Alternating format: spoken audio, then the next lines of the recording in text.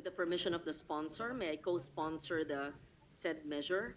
Mr. President, distinguished colleagues, in the past days, communities across several regions braced for the impact of Typhoons Tino and Uwan. Preliminary reports by the Department of Education indicate that at least 312 schools in Bicol, Calabarzon, and the Cordillera Administrative Region sustained significant damage. When the waters recede and families return, many students in affected areas will find their classrooms flooded, compromised, or no longer structurally sound. This is not an isolated event. It reflects a long-standing structural problem.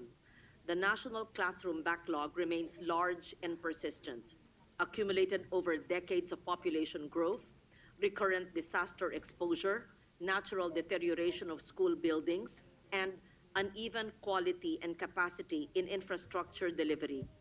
Why does this matter? Because learning is shaped not only by curriculum and instruction, but also by the physical environment in which the school day unfolds. Classroom conditions such as adequate space, ventilation, lighting, noise reduction, and safety directly influence attention, comprehension, and readiness to learn. When a child spends the day in a room that is overcrowded, poorly ventilated, or unsafe, we are asking that child to learn while managing discomfort and anxiety. The burden shifts from learning to coping. The Classroom Building Acceleration Program responds to this reality by improving how we deliver classrooms at scale.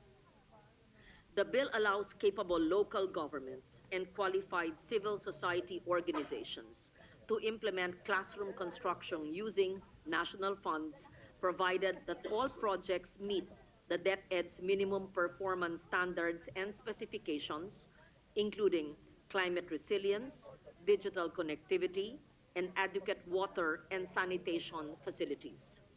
A program management office within DepEd will review proposals, ensure technical quality, and maintain transparency throughout procurement and implementation.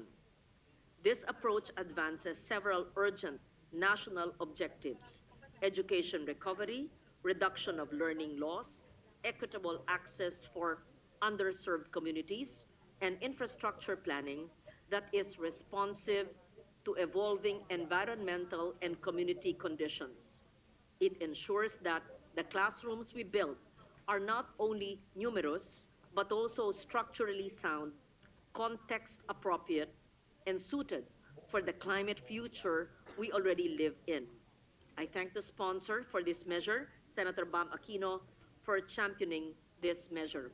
And at the appropriate time, I would like to learn more about the cost of classrooms, which was flashed on screen, and know about the NEP and GAB provision for classrooms and the backlog to date, and how the measure, assuming we pass it before the December break, could be applied and reduce the backlog for 2026.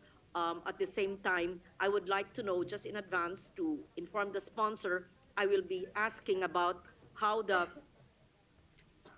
divisions or the allocation for classrooms in every region, province, and district is allocated based on the NEP, seeing the lack of equitable distribution and the lack of parity, having reviewed the NEP revised and the GAB for 2026. Thank you, Mr. President.